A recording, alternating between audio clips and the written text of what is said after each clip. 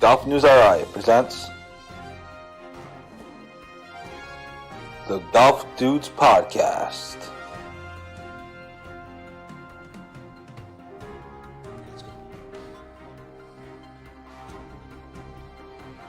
Here are the dudes.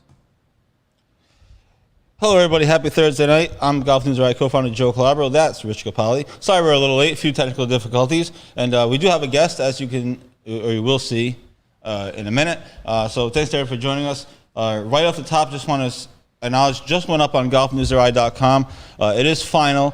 Kirk Race, Tommy McCormick, and Larry LaFauci have won the RI State Floorball Championship. So shout out to those guys. It literally just went up on our site within the last minute or so, and is being socialed as we speak. I'm kind of multitasking here, so just wanted to break that story right off the top. Rich, how you doing today? Not bad. Had a nice little short shift at work today. It's less oppressively hot, so I'm happy about that. Got a round tomorrow and fun-filled weekend. Awesome stuff. Now, we do have a guest, and so let's not keep her waiting any longer, because that's what people want to hear. And joining us right now, as you can, or you will see, you can see, is Michelle Facette. She's from the Titleist Performance Institute, and she joins now. Hi, Michelle. How are you? I'm good. How are you guys doing? Good. Awesome. Thanks for coming on the show. We really appreciate it. Certainly have a lot to get to with you and a lot to talk about. I want to get to the physical therapy stuff in just a second, but I want to start here. Last week was International Women's Golf Week. I think Tuesday was International Women's Golf Day. So just talk about how did you get into the game of golf? Where did you start playing? How did this all start for you? Sure. So I got into the game of golf at the age of 5. I was really young. I started at Buttonhole Short Course, and I took a lot of lessons there. And I think the most important thing that they taught me were the fundamentals and etiquette of the game. So that's kind of where I got my base knowledge. I then went on to join RIWGA Juniors, and I played in there until I was about 18. So I won second place in the state championship in 2010, and 2011 I came in third place in the state championship.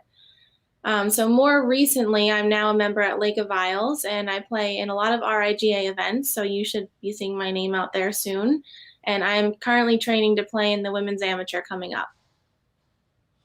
Now, when you say you're training, excuse me, what kind of training you do? How much practice are you doing? And obviously you mentioned you're at Lake of Isles. Obviously, we have a few mutual friends, so I hope that you're beating those guys pretty badly every day. Yeah, I'm sorry. I try to,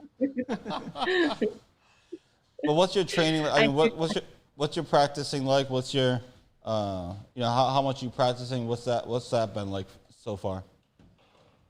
So as far as training goes, I'm actually implementing a lot of the Titleist Performance Institute techniques and mobility drills into my training. And I've actually found insane differences in my length and my shot average, and it's been awesome. So unfortunately, I don't get to practice as much as I would like because I do work full time as a physical therapist, but I'm out there every weekend, Saturday, Sunday, usually Mondays are my RIGA events. So I spend lots of time in the bunker, and it's not where I always want to be. I always want to be out on the course, but I do find time at the driving range every weekend, and I'm taking some tune-up lessons at Lake of Isles as well. So that's what I've been implementing into my training recently. Now let's get into some of the physical therapy. Obviously, you went to school for it. What was fascinating in researching and trying to learn a little bit about you before this interview was you've literally traveled all over the world for school. Yeah. And I'll let you get into the details, but you went from URI to Scotland to Arizona, and Lord knows where else. So just talk about the schooling, but also the travel part of it and why the world travel. Sure. So I started my bachelor's degree at URI in kinesiology. And so I really wanted to branch out after that. I knew that I really wanted to do something big. So I was really drawn to Scotland, obviously for the golf aspect of it, but that's not solely the reason. So I was really interested in the clinical experience there. And it's a little bit different over there. In the United States, you only get to do 3 clinical rotations, but in Scotland, I had the ability to do 6 clinical rotations. So I was in hospital, I was in home health, I was an outpatient, I was in cardiac rehab, pulmonary, a little bit of everything. So that really drew me to the program in Scotland itself. So I got my master's degree there. And they are actually a sister school with Northern Arizona University, which is where I finished my degree in Flagstaff, Arizona. And I finished my doctoral degree in 2019 there. So it was certainly interesting. Actually, one point that I should note is when I moved to Flagstaff, I thought miraculously my golf game had improved, but realized I was in the high elevation. So I was getting about 30 to 40 yards more per shot just because of the high elevation. So I found that very interesting as well. Tell me when you were in Scotland that you got to play at least a little golf while you were going to school. Oh, yes. Oh, yes. I think my coolest experience was playing Kingsbarn Country Club or Nice. golf course about a week before the Women's Open, and my name got announced on the first tee. So I think That's that was awesome. the coolest experience I had. Yeah. One more question. Do you, given the fact that you've played true link style golf, do you like it better? Do you like the European style better, or do you like the American style better? I have to say I like the American style better, mostly because it's not only the conditions on the golf course that are difficult, but the weather almost never cooperates there. So not only are you trying to hit out of thick, thick grass, but you've got wind coming at you and rain and it's wet and your club slipping out of the hand. So that was definitely challenging. That's so funny because I just read an interview or listened to an interview from a bunch of tour pros that said the exact same thing. They'd rather play in America than Europe just because of the weather, flat out. Yeah, Now- I agree, 100%. Now, so you get through school, you play some golf overseas, tons of fun. You come back here. So you currently work at Contrology Physical Therapy. I hope I pronounced that correctly. In East Greenwich. You So, did, yeah, that's right. Yeah, perfect. So free plug to them. But most recently, you become a certified Titleist Performance Institute rehab instructor. Now, that's of course the whole reason why you're on, which is awesome. So just talk about how that came about and what kind of responsibilities do you have with that. Where is the Titleist? Where is the institute? Is it a physical building, or how? Tell us about that. So the actual institute itself is located in California, but they train hundreds of people every year to become Titleist Performance Institute instructors.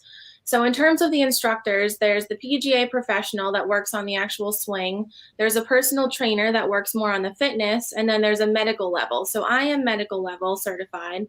So I knew that I always wanted to take my physical therapy careers down the golf path somehow.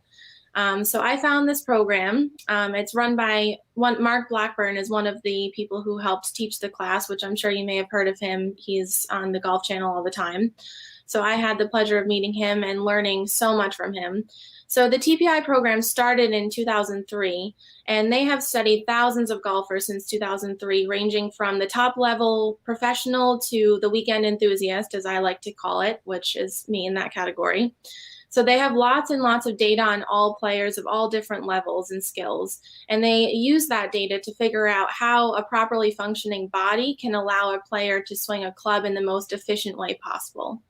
So I had the pleasure of learning a 16-step screening tool, and I use that in my practice all the time when I have my golf clients. So that will be like the initial assessment part of it, is basically doing a head-to-toe analysis and seeing what parts of your body are strong, weak, flexible, not flexible. We go through mobility, stability, proprioception, and balance. And then I put that together along with video of your swing, and we combine those components to figure out what it is that you need to get more distance, more power, more rotation, hit the ball straighter, all of that good stuff. Maybe she can help you with the 3 putts. Maybe, yeah. Can you It's doubtful, though. It's very doubtful. probably. So that all seems pretty intense. So what when clients come to you? I mean, I guess you kind of just went through it, but what are they looking for? What would somebody come to you for? Just for strength, or for rehab, or what kind of things would people specifically come to you for? Sure. So I get people who come to me both for injuries who are in pain. And then the other aspect of it is they just kind of want to know how they can tune up their golf swing. So, in terms of the injury component of it, low back pain is by far the number one problem in golf. And it's typically because there's a mobility problem going on or a core strength. So, I like to say that the glutes are the king of the golf swing and the abs are the queen. So I kind of figure out where their strengths and weaknesses are and address those to help them swing better with less pain. So it's a little bit of both, of a component of pain versus people who just want to improve their balance, improve their mobility. And I think that's the best part about my educational background is that not only do I know how to assess a golf swing, but I can put that component together with the physical aspect of it. So I'm obviously knowledgeable in all of the orthopedic conditions. So I think what I wanted to kind of touch base on was the misconception that people will look at videos of professionals and they say, I want to swing like that. But maybe their bodies aren't allowed to swing like that. Maybe they've had a shoulder replacement or a knee replacement or a fusion in their back and they can't get that rotation. So that's when I can guide them along and say, you know what? Maybe you're not going to look exactly like that person swinging the golf club, but I guarantee you that I can find you another efficient way to swing the golf club that's not going to cause you pain, but still going to get you the distance. And I think that's the most awesome thing that I have about my degree. Fantastic. That was a great answer. That's what she's here for. She's here for great answers. Jeez. So without giving any tips away, but what advice would you give people who play golf? I mean, we play 2-3 times a week, hopefully sometimes. The average hacker, what tips or advice would you give for to stay in shape and to stay limber and mobile and all that? Number one thing that I see that people do wrong is I almost never see anybody warm up on the driving range. So they'll get right up to the mat, they'll start swinging away at the ball, and that's where most of the injuries can happen. So it's really important for our bodies to have a really nice warm-up period of at least 5 to 10 minutes. So that's usually where I start with my clients is giving them a good warm up to get their muscles warm, get their joints flowing and moving a little bit easier, swing oil as I like to call it, and get them moving a little bit better. So that's my number one tip that I would say that is important. And secondly, it's addressing the pain. So a lot of people will say they'll be on the 12th hole and they'll say, well, I only have 7 holes left. I'm just going to finish out the round. But it's really important to recognize your pain and know when you can push past that pain versus when you need to stop.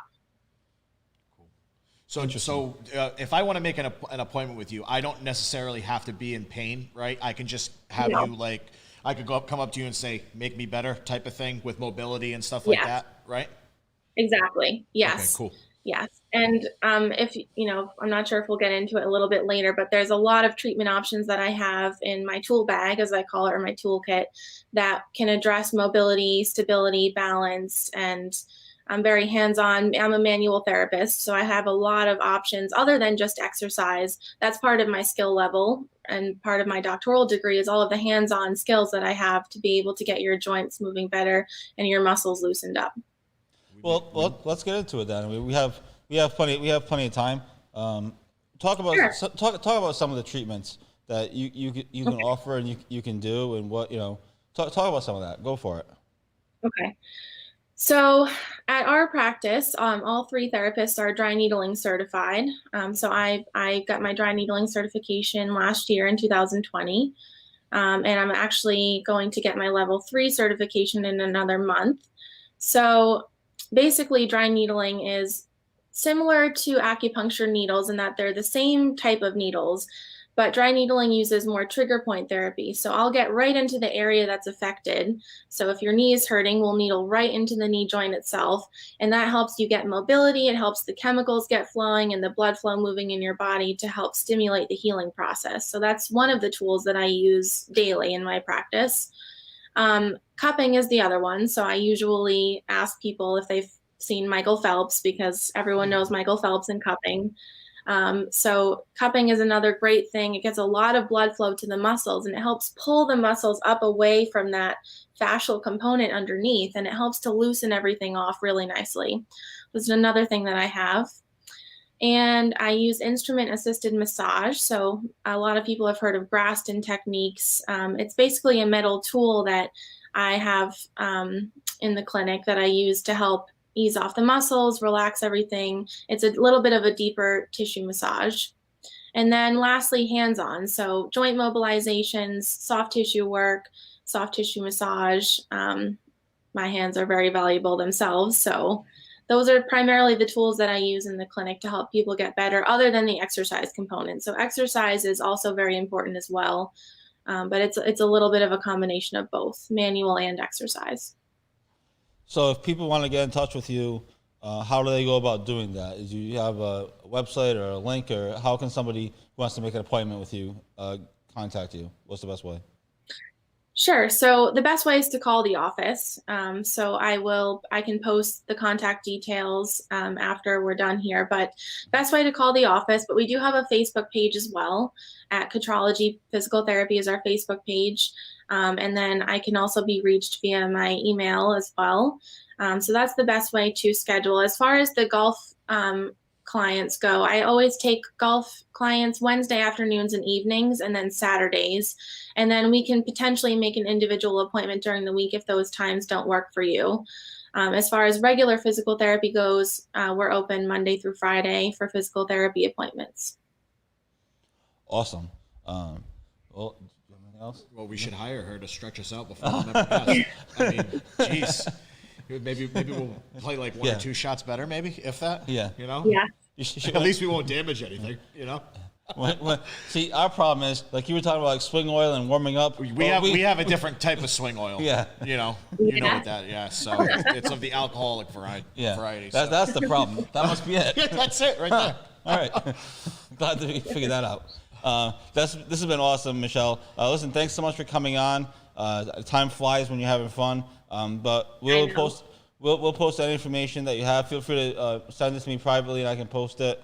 We'll put links to all your stuff as well, and we'll blast this out in a video. Well, it's already on video, but we'll blast it on our website tomorrow morning, and it'll be on our eBlast and everything else. So thank you so much for coming on, and good luck with everything. And make sure you keep my buddy Doug in line. All right. All right, I will. Yeah, don't let him get out of line at all. Awesome. Okay. Thank you so much for having me. Have a great night. Yeah, you Absolutely. too. You as well. That was Michelle Facette from the Titleist Performance Institute and the Control. Dude, it's a mouthful. It's crazy. And the Contrology Physical Therapy. So thanks to her for coming on. Really fascinating stuff. Obviously, she really knows what she's talking about, which is why she is so where much. she is. Like the golf game is so intense. Like the different parts of it is just insane. So thanks to her for joining us. And then again, we'll have that on our site tomorrow in article form with the video, so you can check it out and watch it over and over again. And before you play golf this weekend, make sure you watch her video so you know what you're doing. With that, we're going to take a quick break. Toss to our promo over here. We're going to take a quick break, reset, and come back. Lots of things to talk about in the golf world, locally, nationally, and a combination of both. So stay tuned there. Stay tuned, everybody. We'll be right back. Billy Andre joins the show. Billy, thanks so much for doing this, and we appreciate you taking the time. Well, thank you. Thanks for having me. I'm excited. I'm very excited to be joined by an 11-time Emmy Award winner, and that is Armen Keteyian. Massachusetts Women's Amateur Champion Allison Paik. The days of the country club just being golf and maybe one amenity are gone. Unfortunately, Metacomet doesn't have those.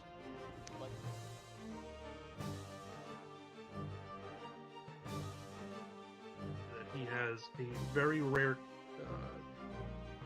condition called kyphoscoliotic Ehlers-Danlos syndrome. And at the time of diagnosis, there was only 60 documented cases in the world. I mean, we legitimately played the last 4 holes at Newport National. You could not see 50 yards.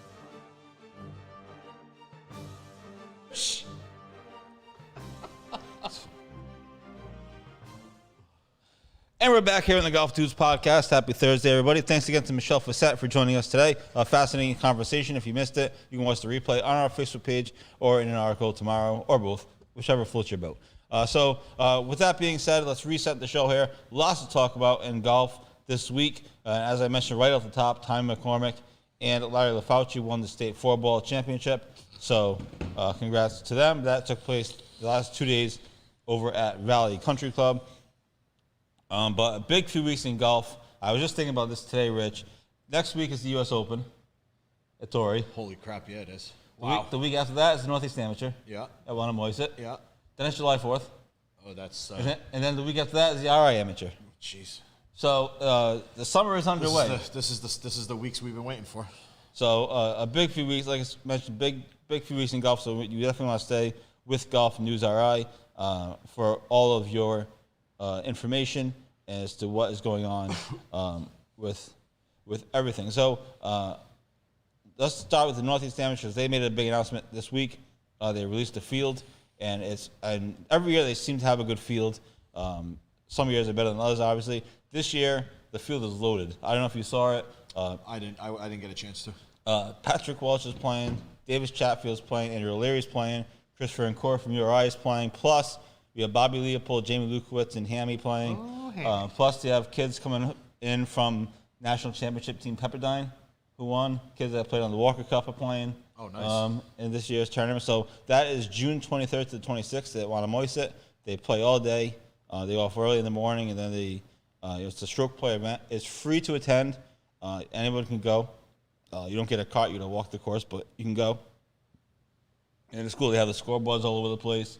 They have the grill is open, so you can eat at Wannamoisett and get food and all different things. So really looking forward to that. So that is June 23rd to the 26th. And that, like I kind of mentioned, that's kind of starts real local tournament season. Then 2 weeks later is the RI Amateur, which is also very exciting. And we'll get into some of that. The qualifying, the final qualifying for that is next Wednesday. We'll get into that in a minute. Other quick note, our girl Allison Paik, she's back home playing competitively. She finished third at the Mass Women's Stroke Play Championship at Ledgemont earlier this week. So she's getting ready to defend her golf state championship. My mother has good information on this subject, referring to Michelle Facette. Obviously, we have good information on the subject of golf as well. And just to get you involved in the show, some PGA Tour news. Phil Mickelson committed to Travelers. Yeah, I'm excited about that. They have a big field. Because Hellacious Seeds will be attending Cromwell, Connecticut. I only watched probably like 10 minutes of the maybe about a half hour of the golf today because I was busy all day. But it's kind of a weird field, I feel like. Yeah. I like mean, there's a lot of guys in there. Let's see. DJ's playing, right? Brooks is one over. Yeah, Brooks is one over. DJ 6 under. Jonathan Vegas, haven't heard from him a lot. He's 5 under. Jesus, you got to go down. Tommy Fleetwood 3 under. Ian Poulter 3 under.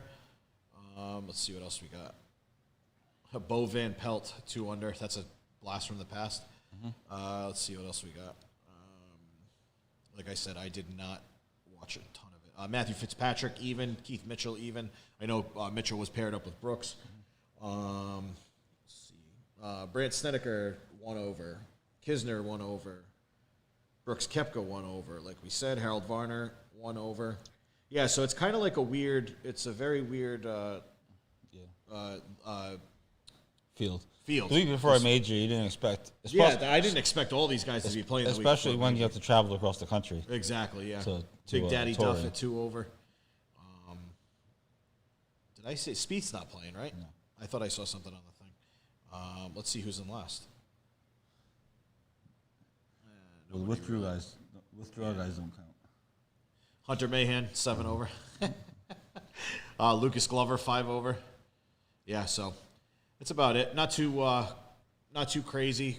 A little bit of golf before a major week. Obviously, U.S. Open at Now the other big PGA Tour story this week, I think it was Tuesday, maybe Wednesday. Wednesday. It was definitely Wednesday, not Tuesday. Brooks Koepka had a press conference before his event this week. He obviously was asked about Bryson. He went on and on about it. He was literally asked like 10 questions, so credit to the reporters because usually they don't really ask tough questions. And he talked about how, and he said that he thinks his rivalry with Bryson is good for the game. Do you think his rivalry with Bryson is good for the game? Yes. Ultimately, yes.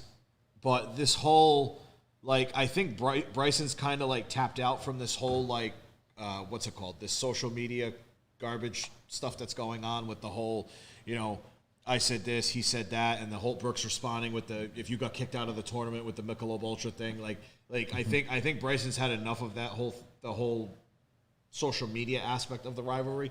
So I think Brooks won it. The Foreplay boys were talking about this today. That's why it's good that you brought it up. The actual rivalry, they were. I don't think the U.S. Open should pair them together on Thursday and Friday. I think they should naturally let it happen, whether it's in a major or whether it's in any tournament, because I think it would be better. It would be better TV. It'd be way better TV than just sticking them together and forcing them. Right. Well, I always hated when they purposely put Tiger and Phil together. Yeah, it's I like, always thought that was kind of like. It's like I really hope they don't do that. Like let it happen naturally, even if it's at like the John Deere Classic or the Rich Capali Open. Yeah, like who cares? If it happens, it happens. It's going to be better than just forcing them to play with each other. You know what I mean? Right. Like I agree. I tend to agree. They won't have enough time. Like the pairings come out like what, Tuesday, Monday usually? Or major might be sooner. Major might be sooner. But if you put them together, they're going to have all that time to think about it. Whereas like when they come off the green on Friday, they'll have like what, 12 hours to think about it. You know what I mean? It'll be just better. It's just better television and better all around. Right. I understand what you're saying. I was trying to think of the word. Do you think that the U.S. Open will put them together? It seems like a USGA type of thing. I hope not. I really hope not. I hope they're thinking the way that we're thinking, and like I said, let it happen naturally. Forced is the worst. Forcing anything's the worst. Mm-hmm. Totally. So that's the U.S. Open. That starts next week. We'll get some early thoughts on that from Mr. Rich here in a few minutes. It's over at Torrey Pines. And I have to say, last night on Golf's Greatest Rounds, they were replaying the 2008 U.S. Open. I saw that scrolling, yep. With Tiger winning on a broken leg. And I was thinking, as improbable as the 2019 Masters was, that might be the most unbelievable. Probably, yeah. Of them all. Yeah, that was crazy. Yeah, hitting it out of that bunker. Oh, my God. And so I'm excited for the Torrey Pines. I played Torrey Pines. I actually played Torrey the year after Tiger won it. That's definitely a bucket list of mine. And it was pretty cool. I shot 92. That's crazy because that's a really hard course. Obviously we weren't playing from the way back tees. No, we were playing course, from the normal person tees. Yeah. But yeah, so I'm excited. So I always like when to. It's set up for the public, it's really, really tough course. So 92 is not bad. No, it is, and you had to wait a couple of hours to play the South course because we were out of state. So, but yeah, so looking forward to Torrey next week. Real quickly, get back to some local stuff.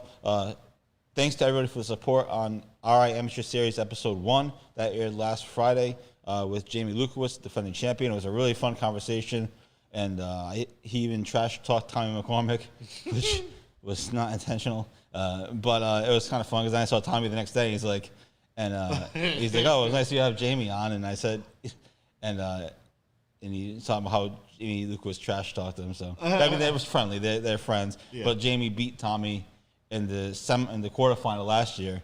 So on the Amateur Series Episode 1, he said I can't wait to beat Tommy McCormick again. And of course everyone, so it was playful trash talk. They're friends, but it was kind of fun. So I sort of started a battle. There we go. Inadvertently. And so the next episode, people are like, how many episodes are you doing? How many people are you gonna have on? And the answer is, I'm gonna do as many episodes, or we're gonna do as many episodes if you're around as we want. We're gonna try to get as many people on as we can. Tomorrow at 4:30 p.m., I will have Jay Barrow on Facebook Live. He qualified this past week at Foster. He's actually a Foster member, so there's that part to it. He played in the state floorball today too. So he's coming on at 4:30. He has to work. Before that, he's actually a landscaper, so he's going to work from like 6 a.m. to 3:30 or something. At least it's going to be nice outside. So he couldn't come on earlier, so I would have done it earlier. But super excited to talk to him, get his take on the amateur and his take on qualifying at his home course and what that was like. He missed medalist honors by like 2 or 3 shots, so he almost won the whole qualifier. Other people that are scheduled to come on either Monday or Tuesday, a big one. I don't know which date it is yet. We haven't confirmed, but I feel good enough saying that he's going to come on. We're going to have Bobby Leopold on, amateur legend. He's literally played in every amateur tournament there is to play. He won the RI Amateur. He won the New England Amateur. He's played in the U.S. Amateur. He played in the Northeast Amateur. Jeez. He's literally done everything that you could possibly do as an amateur. So we're super excited to have him on. I don't know the date yet exactly, but it's going to be either Monday or Tuesday. I'm pretty comfortable in saying that. Brad Valoy, we're hoping to have him on. And obviously the Kirkbride guys, Tommy McCormick, Mike Hamilton. I would like to have Hammy on again before maybe next week's show we can grab him because I'd like to have him on Yeah, that'd be before awesome. have him on before the Northeast Amateur. Yep. Because I totally forgot about that, which was my own fault. I forgot all these guys, how some of these guys are playing the Northeast Amateur. Yeah. And it's like, well, they're not going to come on my stupid podcast during the friggin' Northeast Amateur when they're playing against the best in the world. So we'll have all those guys on and all the guys as well. We're going to try to, like I said, I'll literally crank out as many as I can. It's not a big deal. People get a kick out of it. Everyone enjoyed the interview with Jamie Lukowitz, which was really big considering he's the defending champion. I figured there's no better way to kick off a podcast than with the defending champ. So anyway, thanks everybody for support on that. And again, tomorrow at 4:30 with Jay Barrow. Should be a really fascinating discussion. And then I will let you know for sure about next episodes. Hopefully I can start cranking out a few a week and try to get as many guys in as we can. Do you have any lead-up thoughts to the amateur? It's a couple weeks away. You excited for it? Not really? It should be yeah, I'm interesting. excited. I don't know a lot about local golf as much as about local golf as you do, but the fact of me playing at Kirkbride so much, I know and I'm friendly with a lot of You're these excited guys. to see the course. Exactly, yeah. I'm friendly with a lot of these guys now. I know them. I'm friendly, so it's good to actually have a rooting interest now. You know what I mean, for all these guys. Absolutely, So it's and nice. while we're on the subject of the RA Amateur, there is one more qualifier. That's Wednesday. I believe Wednesday is the 16th, if I'm not mistaken. Wednesday the 16th. I'm pretty positive that it is. At Crystal Lake, it's a big one. A lot of Kirkbride guys playing it. I already looked at the tee sheet today. That is the 16th, right? Yep. I was pretty certain, as I have the hiccups here. So Wednesday the 16th is the final RI Amateur qualifier. A lot of Kirkbride guys are playing. A lot of high schoolers are playing. High school stars are playing. Because at Crystal Lake, it's a course that they probably play all the time. So that's going to be really interesting. I know we're a few days out. The cut for both of the previous qualifiers was about eight or nine over. And I'm interested to see how Crystal Lake is going to play and what the score's going to look. It all depends on the weather. I mean, that when it's hot and dry with no wind, you can bomb it. But when it's windy and humid, it's a completely different course. That's one of my favorite public courses. So right now, I played there a lot. So right now, according to the weather on my phone, which again, we're several days away, so take this for what you will, but it's going to be 73 and sunny on Wednesday. So cut's going to be lower. Should be pretty gettable. Yeah. So that's especially with all the Kirkbride guys and the high schoolers playing. So. Absolutely. So we started the show a little late. We had some technical difficulties, so we're going to go for a few more minutes, and then we'll get out of the way and let everybody continue on with their night. So that's the amateur stuff. Again, our amateur series tomorrow at 4:30, and then obviously next week we have the final qualifier. And then we'll really be able to start putting together the field, and perhaps we'll even do some Golf News Right power rankings if we really cause a controversy. And get everyone mad at us. But anyway, all that stuff is coming on. Super exciting few weeks coming up in golf. Legitimately exciting stuff is coming up. Let's get back to the U.S. Open for a second. I know it's early again, but we always do early projections. And I think, depending on what the TV window is, I think we're going to be on the air when the U.S. Open is going on. In 2008, they played it at night. And I'm assuming they're doing that again because they want the prime time. Oh, of course, yeah. Ratings. I'm looking at, so I do not see any. What are your? I know you're looking something up, but what are your opening thoughts on the U.S. Open at Torrey Pines? Weather. It's all about the weather. At Torrey. Yeah. All about the weather at Torrey, just like Pebble. Same deal like Pebble. It's all going to depend on how the weather is. I mean, the course is the course. It's a U.S. Open, treacherous, murderous, rough. Greens are going to be like glass. It's going to be all about the wind and possibly rain. I mean, it rains on the coast of California all the time. So I think the weather is going to play a huge factor because a lot of these guys, they've played in the U.S. Open. They know what to expect from a USGA run tournament. Like I said, treacherous, rough. You know, look at the women's U.S. Open last week. You couldn't even see the tops of their shoes.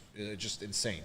You know, these girls are hacking like 7 or 8 irons out of these things like it's nothing. So, And Lexi Thompson is just hacking. yes. We'll go to Pants Crapper of the Oh, that's right. We haven't done that in a while. It's Pants been a busy few Crapper of weeks. the month Of the year, maybe. of the year, maybe. I mean, she had a 5-shot lead. I know. And she went completely double, she went 17, double- 18, right? Or no, And it was double, bogey, or bogey, yeah. 17 and 18. Yeah. I was like, oh boy. But she has a history of doing that stuff. She has what? 10 top 3 finishes? No, 16 top 3 finishes in majors or something like that. It might be 10. It might be 10. Something like that. But yeah, so the heartbreak is real for Lexi. Yeah, and so I mean, she had a 5-shot lead. You can't blow that lead. And the course looked like it wasn't playing extremely difficult. Besides the rough, it didn't look that difficult. But also Olympic has a history doing that. Ben Hogan blew a lead there. Arnold Palmer's blown tournaments there. So I guess it's just that course. But yeah, that was fascinating to watch and also sad to watch at the same time. But that's golf and that's sports, and that's why we like it. So on that note, I think we're going to try to wrap up here. I don't even know how long we've been on the air for, but people want to move on with their lives. Speaking of blown, how about the Bruins? Oh, just kidding. Thanks. You fresh wounds. You deserve that. I don't deserve it. How do I deserve it? Because you're a Bruins fan. You're just a hater. You're just a hater. Jesus. So anyway, thanks everybody for tuning in tonight. Thanks to Michelle Facette for coming on. It was a fascinating interview. Who knew all that stuff even existed? We're gonna put an article up tomorrow with the interview and with all her information, links, contact information, her email address, basically. Not necessarily not into giving out people's phone numbers. But contact information. So if you want to contact her and reach out, feel free. And so that'll be all up tomorrow. So thanks to her for coming on. And thanks everybody for tuning in. Big golf weekend for me and for you. I know we're both playing, so You're actually playing for something. I I'm got actually- 2 rec rounds. I got a rec round with you on Sunday, and then I got a nice little round tomorrow morning at my place. So yes, it's fun to play for something. Playing for fun is not really that fun. No. But we'll have fun on Sunday, obviously. And so thanks to everybody for tuning in. Enjoy your golf rounds this week and stay tuned for all of Golf News Rise coverage. We'll have tee times up for the amateur qualifier probably this weekend. We'll see what content looks like. And again, congrats to Tommy McCormick and Larry LaFauci on winning the state 4-ball championship, held off Davis Chatfield and Bobby Leopold in an epic showdown. So congrats to them. And that article, which I'm going to update right before I leave the studio, is up on Golf News Rise right this second. So thanks to everybody for tuning in. We will talk to you next week. And if you're tuning in tomorrow for the RI Amateur Series, I will talk to you tomorrow. Peace.